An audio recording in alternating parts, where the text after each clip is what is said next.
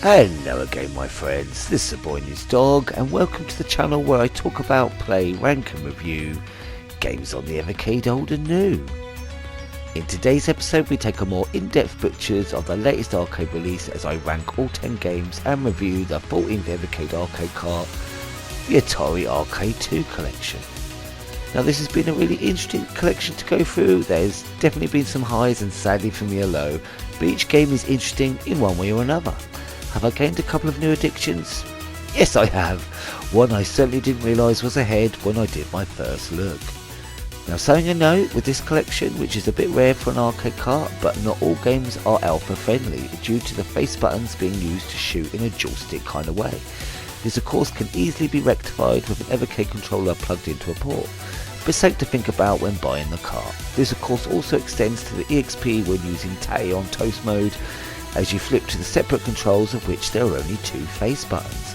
That of course can be rectified by simply not using Tatty on toast mode, which is fine, but they do look good in that mode, and in regular mode the screen is a little small. Again, just something to think about when purchasing this collection.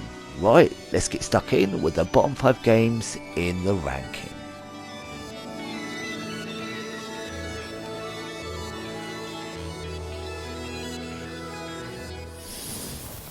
Number 10. And in 10th place is Dark Planet, a single screen 2-layered shoot 'em up published by Atari Interactive and originally released in 1982.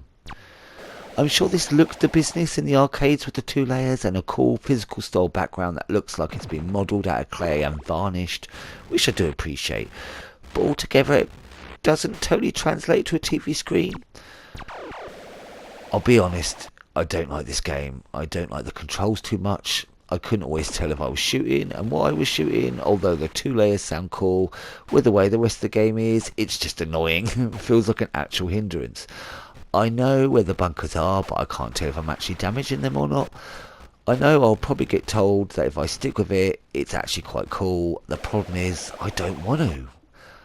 I can't stand it. It's rare that I say that, but it annoyed me so much after a hell of a lot of attempts and still not feeling it. And even going back to it several times in as many days, I just really don't like it. Coming back to play it for this recording bugged me in itself. Sorry guys. So of course, because of all this, it had to go in last place. Number 9. And in 9th place is Fire Truck, a top-down driving game published by Atari Interactive and originally released in 1978. Fire Truck is built on the technology created for Atari's Superbug game, also developed by Alan. A single-player version was released as Smokey Joe. It is internally identical to Fire Truck, which I do wonder if that's what we've ended up with here, even though it's called Fire Truck. The actual idea of this game is really cool. It's just about controlling your fire truck and lasting as long as possible to get your score high enough to enter extended time. But what makes the original arcade game even more interesting is its 2-player cooperation, controlling said fire truck, and I believe it was one of the first cooperative games. The cabinet is an awesome design too, with a steering wheel in the front where you can sit and control the front truck part of the vehicle, with a separate steering wheel at the back where you can stand and control the back of the truck. So you straight away are losing the awesome steering wheels obviously here, and the second player option too unfortunately. Also sadly this means no one is controlling the back of the truck, which I think loses a lot of the magic and fun and increases the difficulty. Without that I found this extremely hard to control. I can't even imagine getting anywhere near 160 points in the time given to get to the extended game, let alone a high score beyond that. I'm sure there are many out there who have managed to control this beast, but I can't unless I slow it right down and therefore run out of time without scoring anywhere near as much. The instructions mention oversteering is an issue, so steer softly, but sometimes even a simple tap sends the vehicle in an insane circle. Making sure you are slower and taking your finger off accelerator at turns is a must, but they can just fly up at you when you're trying to cover ground in tight time. I do love the basic black and white graphics. They serve their job and have a certain charm that some early games just do. And I can't lie, I did have a lot of fun trying to learn the controls and get good. The game does give you a short word or two on how you played in your last game. The best I've ever got is so-so. And so unfortunately there has to come a point when you realise that it ain't going to happen and you've got to move on. So sadly I have. Though saying that, I have gone back a couple of times thinking surely I'm missing something. But the life of me, I still can't get that score any higher. In the end it's a fun novelty and curiosity, but beyond that I think my frustrations will keep me from coming back too often. There's far easier and more fun games to play in this collection. Number 8. And in 8th place is Maze Invaders. An action maze game published by Atari Interactive and originally released in 1981. Now this is a bit of an interesting oddity. It's a maze game where you collect everything as per usual. Here it's through. What's different here is each room is quite unique. A lot have moving walls and coloured balls that are differently depending on which room it is. You can also shoot, but not the balls. Sometimes there's other enemies that you can shoot and they try to home in and come after you, maybe with the ability to shoot as well. But they are easy enough to dispatch with a single shot. Once all the fruit have been collected, a choice of doors appear. Green means you can pass through. Each room is numbered. And you don't begin at 1. In fact, from the off you could choose out of 4 starting rooms. This means that each playthrough you can tackle rooms in pretty much whichever order you choose. That's a cool idea in itself, and the fact that each room is very different, not only in layout, but what is going on within the enemy patterns and types as well. The game is a bit looser on the controls, so you may get caught occasionally when trying to fit through tiny gaps, and overall it doesn't feel as great to control as one would like. But that's a small quibble for an interesting premise that never saw the light of day when it was first cooked up. Yeah, it definitely could have done with some work and polish, but for the interesting take on a maze game, I quite liked it. Also, the high scores are decently high, which gives you a good challenge to overcome.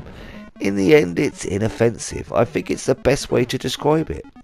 And I'm glad it's here to have a bash on. I don't think you'll be coming back loads, but it wouldn't hurt to have a fiddle now and then.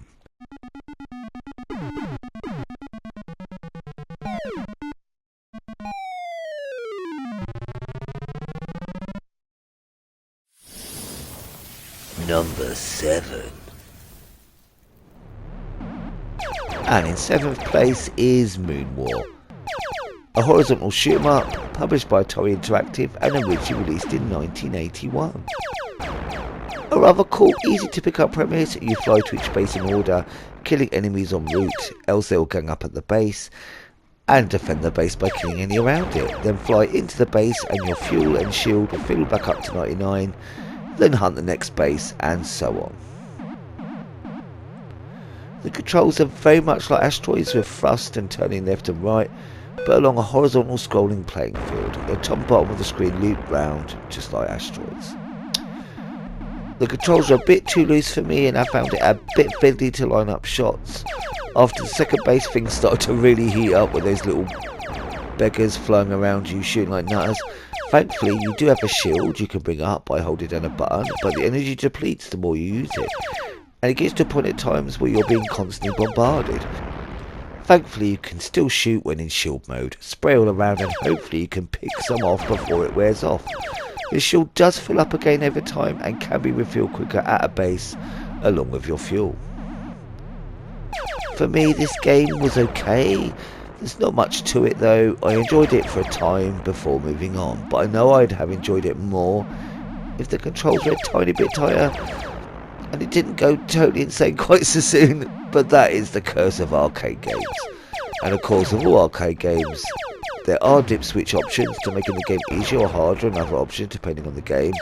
But I like to review the games with the default options as they were meant to be played.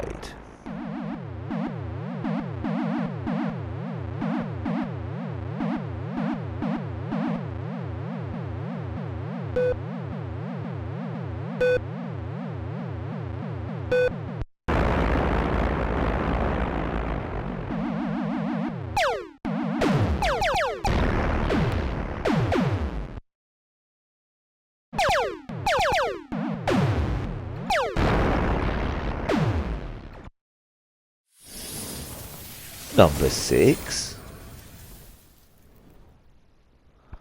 And in 6th place is Lost 2, an action game published by Atari Interactive and originally released in 1982.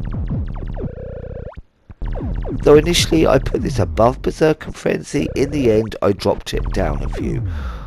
Obviously the first thing to know is the layout of the alpha's face buttons means this isn't really a game built for it without a plug-in controller. But saying that, this game is all the better for its freedom of fire.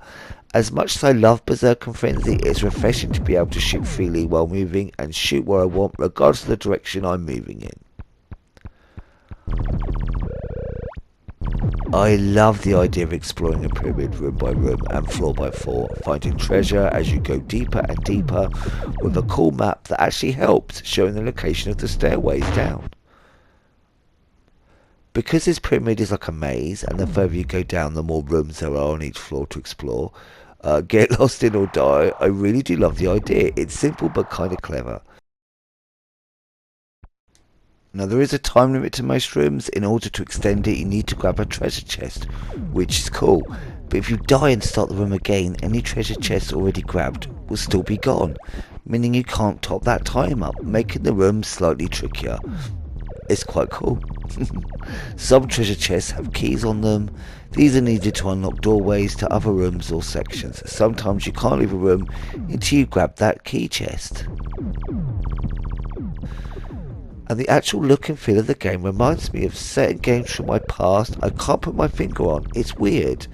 There is a feeling of comfort and knownness without actually knowing where that's coming from. Now, there are downsides here. Firstly, and I don't know if this is just my copy, the main stages are fine, but sometimes on the in-between stages where you go downstairs and choose a door to enter, the character just won't move properly, and you can still shoot, but the bats will get you eventually. It doesn't always happen, but it has a few times, so I should mention it. And speaking of the stairway section, sometimes the bats randomly appear on you the second you come out the door and kill you, and there's nothing you can do about it. But the main issue is the game just gets too damn hard. Too many enemies surrounding you continuously before you can get rid. You will end up spamming the whip button, which not only kills enemies but parts of the walls too. You'll find yourself trying to charge straight through the walls to get to the key chest as soon as you realise this. But even with this ability, the game is just too hard. Annoyingly, the score continues even after the use of a credit. So while I was learning and exploring, thinking I'll use a few credits, just to peer deeper, I realised I pretty much made a mockery of the high score table, shooting straight to the top. But to be fair, the game is so hard I think it'd drive you insane trying to one credit this. These sort of games are more about physical progression than just a high score though, I think. I've also had to save state at various points to take a break because after a while you've seen every type of room and the later stages are so frustrating that it can become very monotonous. It's a shame really. When I first started playing I was digging this game so much, but the deeper I get the more I'm screaming at the screen. I will make it to the bottom of that pyramid eventually though, if my sanity allows.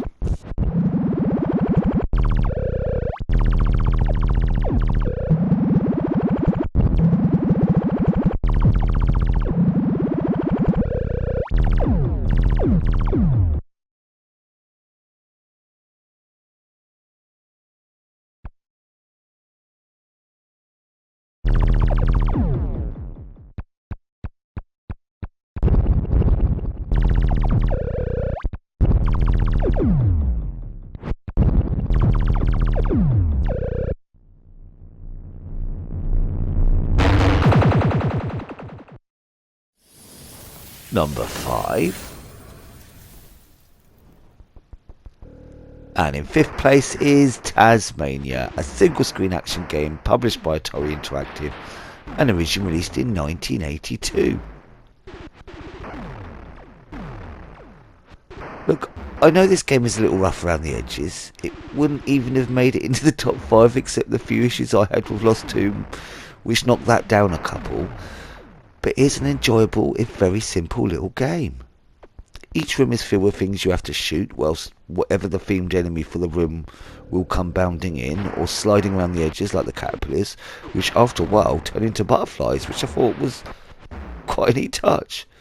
What's quite unique about this game, and a feature that adds tension to each room, is the walls either side slowly move inwards, making the space smaller and smaller. You have to destroy everything in the room to make the exit open, which are at the top and bottom of the screen, and then make it through before the walls crush you to death. You have bombs that, while don't destroy the main targets in the room, they do destroy whatever the room-themed enemy is, and stop the progression of the inward crushing walls momentarily, which definitely helps when time is running out and you have but a few more to destroy. Saying that, a side effect of the walls closing in is that they do line up the remaining targets, making them easier to destroy, but if there's too many, you may not get out in time. It's simple and fun for the most part, though eventually it does get a bit repetitive. There's not much else to add, really, as that's all there is really to it. Still, I enjoyed coming back to it over the month, seeing if I could push through that little bit further each time.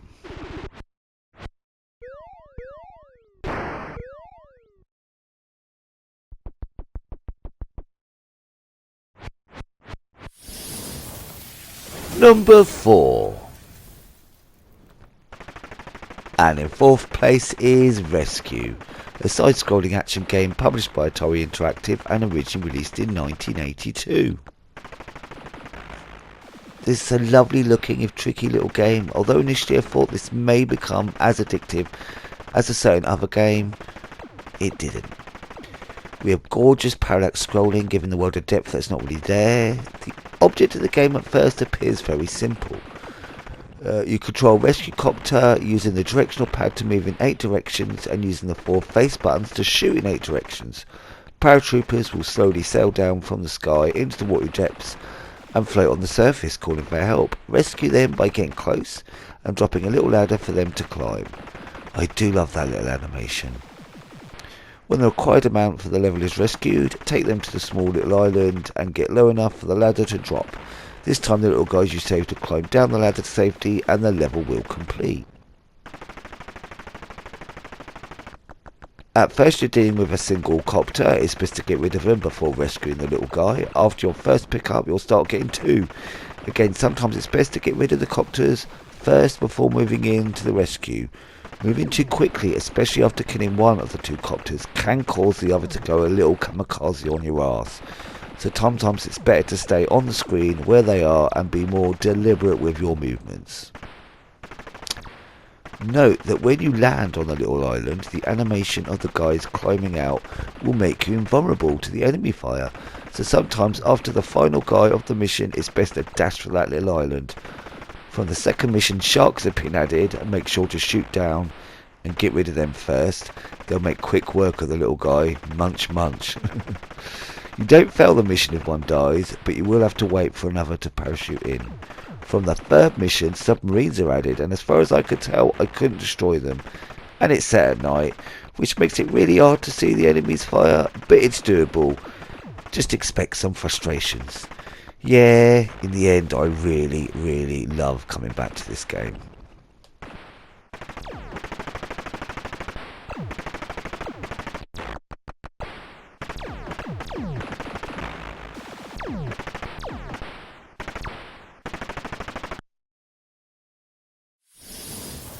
Number 3.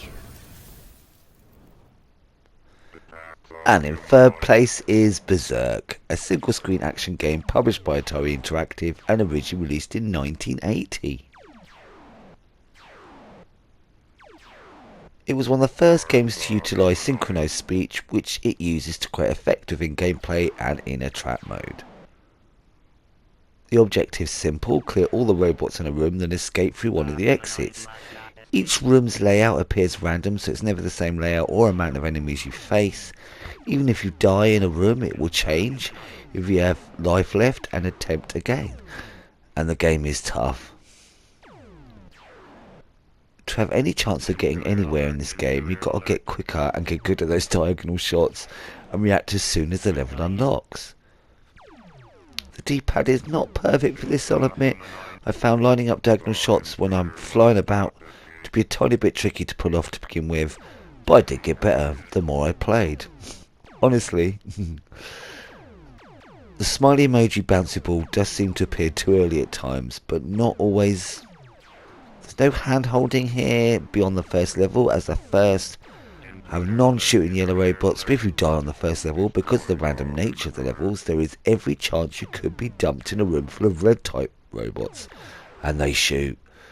There are more coloured robots to come, including light blue and purple, and they all shoot differently. Another two things to learn, which will help much as you venture deeper: walls kill, so keep away. You know when you're getting too close, the wall will change colour. That is a warning, get away.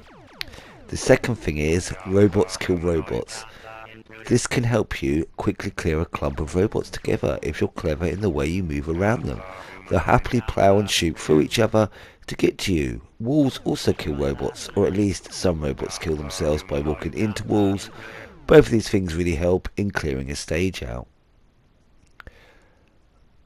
Of course, you could save state and bulldoze your way through, but this breaks the high score chart as it does in most arcade titles, as it saves the high score separately, with no way, as far as I know, of resetting it. That is something I have become really aware of arcade titles. As much as I would like to see further stages, I don't want to ruin the high score progression. It kind of makes the games redundant if the top score is saying you won using save states. This of course means nothing if you have an arcade game that doesn't reset the score when using a credit. Only a few titles do that I'm aware of, but they are a bugbear, as again they kind of ruin the high score table if you use more than one credit. Also, high score tables where the top score is stupidly low. Here, thankfully, the scores are realistic. I still have yet to crack into the top 3, but I'm getting close. In the end, I thoroughly enjoyed this game. Can I get very far? Not really, but it's one of those simple pick up and play arcade games that you can stick back on for 5 for a bash, and see if you can hit that next high score milestone, which I've done quite a bit since the release of this cart. Before we move on, an extra bit of info I found interesting about this game is, on April the 3rd, 1982, 18-year-old Peter Bolkuski, I probably could pronounce that name completely wrong, collapsed and was pronounced dead the same day after playing and beating the high score in Berserk. And in the end it appears it wasn't totally the game's fault, as the autopsy found it was actually due to scar tissue in his heart. And Conor stated it was possible the stress of the game triggered the attack in Peter's weakened heart. Number 2. And in second place is Frenzy, a single-screen action game published by Atari Interactive and originally released in 1982. Frenzy is the follow-up to Berserk, and although I have this game higher, there is still something to be said for the simplicity of the first one. There are a lot of new features here which really change up the game, and sometimes too many new ones can muddy the water, as it were, take away from the beauty of what was. But here I think overall I do prefer the sequel. We now have destructible walls, walls that bounce bullets, more variety in rooms, and visually more than one type of enemy within the same stage. Of course, the destructible and bouncy walls work both ways. You can smash a hole through a wall to take out enemies beyond, and bounce your bullets around a corner to take out another, but they can do the same back. Also be aware that even your own bounced bullets can kill you. I learnt this many times. And if you've got 2 bullets bouncing about, you can't shoot a third, which makes you vulnerable until they fizzle out and you can shoot once more. Smile Emoji Otto is here once more, and this time you can keep shooting him to hold him back a moment, and if you shoot him enough, he appears to get killed off, but only seconds later will reappear at the edge with his speed more than doubling. This is very handy to get out of a tight spot, but definitely a last resort option. Also note that the skeleton looking dudes will step to the left when you try to fire from above or below. Because you shoot slightly from the right of your character, you can miss a lot of the time. So it's best to either move to the left of them before firing, or shoot diagonally or horizontally to kill them. It's also much easier than Berserk to score big and climb up that high score table in this game. It didn't take me long to get to 3rd position, though it will probably take me substantially longer to get to the top 2 spots. But still, easier to score will ultimately make it easier to reach the top of the high score. And what then? Arcade games thrive on their high scores. Beating personal bests is fun for a while. Taking photos to show off, if one gets particularly high, online high score tables would be even better. But I think that ship has sailed. Would always be glad to be corrected, because imagine the life they breathe back into older games and collections. I still wouldn't mind a challenge type option equivalent to trophies for the games. But with all the collections and all the games now released already, that feels like an insurmountable task for both challenges and high scores. Though I have pondered if they could utilise the game of the month, if they aren't going back to Indie Heroes, but have like a lockdown version with challenges, so everyone gets a chance and they only have a month to get the medal or set off before the game goes and a new arrives with fresh challenges. Then they'd only have to think about challenges for a single game for a single month at a time. Yeah, I know, another pipe dream, but a cool one nonetheless.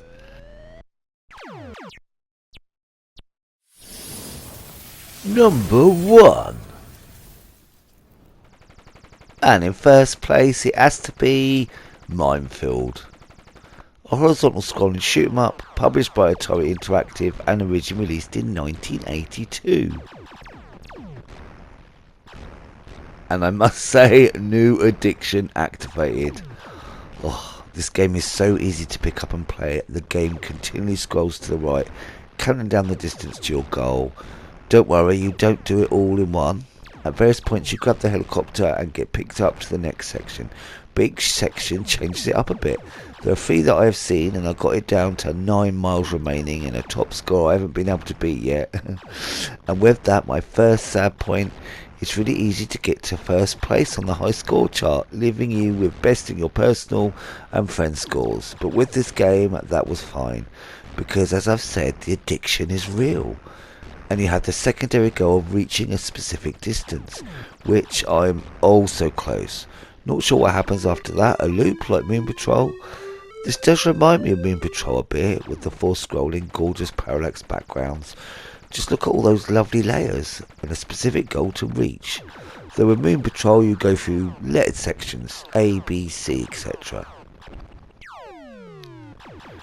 The controls feel just right, D-pad allowing you to move in 8 directions and the face buttons allowing you to shoot in 8 directions.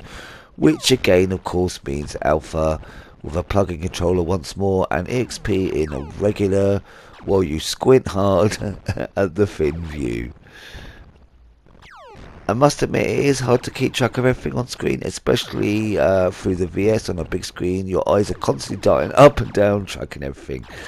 Those pesky mines, the enemies on land or air, and the bases to strike with your rockets, and handy rockets strewn about the place to pick up. The first stage is simple enough, with just air patrols and a top line safe from the mines, although you have to dive down to pick up rockets if you want to get all the bases en route, and make sure you grab at least some, as they mostly appear near the start of the stage, becoming more sporadic as you go. Once you reach the end and get picked up, the next section has you against vehicles and the top line is no longer safe. These vehicles can also come from either side, so keep your wits and try not to linger near the edges too much. The third section I saw it had changed to night and we have both air patrols and the vehicles. You really have to concentrate to shoot as many as possible while avoiding the mines. I found this so tricky and actually really chuffed I got as close to the finish line as I did in the end. I simply adore this game and I keep wanting to go back and get a little further. Obviously my obsession will die down over time, maybe, especially with new and old cards to review. But for now, at this time, I cannot get enough.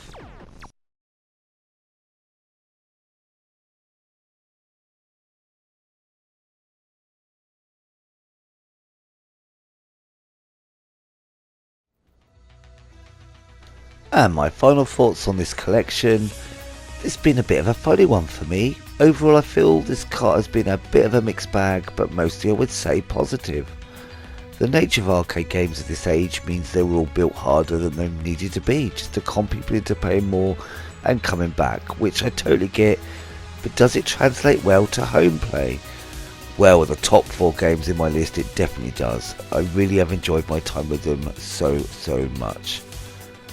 Beyond that, they were mostly fun, but with some or more issues. All except Dark Planet, which I just did not like at all. I just feel so detached when playing it. There is no physicality to the shots. As I said, I was wondering if I was even shooting anything at all. I kept checking, I was pressing the correct button. Just no fun to me, all frustrations. And it is of course a shame that not all games work on the EXP and TAE on Toast mode or on the Alpha. But the ones that do, unsurprisingly, look and play beautiful. But saying that, 2 of my favourite games, one even being first, use all 4 face buttons, so I guess it's not really a shame in the end. And if you only have an Alpha, well, maybe that's a good excuse to get a separate controller. Get a mouse while you're at it. There's a good chap. Sometimes I wish I could record playing on the Alpha, as with the stick I am much improved in quite a few titles. But I do actually have a cheap arcade stick for the VS if I could be asked to go and find it hidden somewhere in the room. But that is a whole challenge in itself, and one I'm not quite ready to face just yet. In the end, I don't know if this cart gets my full recommendation. If you like older, more basic arcade titles, then I'm sure you'll love it. And as I said, the top 4 games I definitely recommend. But are those 4 games enough to praise the cart as a whole? It's a tricky one. And some of the games at the bottom of the list, I doubt I'll ever return to now I've moved beyond the cart. And I think that is probably where I'm going to leave it for this episode. So, what did you think of the Atari Arcade 2 collection? Have you bought it? Or are you thinking about buying it? How would you rate the games? As always, let me know in the comments below. And if you've made it here to the end of the episode, thanks ever so much for joining me. Leave a thumbs up or comment if you'd like. But even if not, I'm still chuffed to poke your head in for a goosey gander. As always, I hope you're having the most awesomest of days, my friends. And until next time, be seeing you.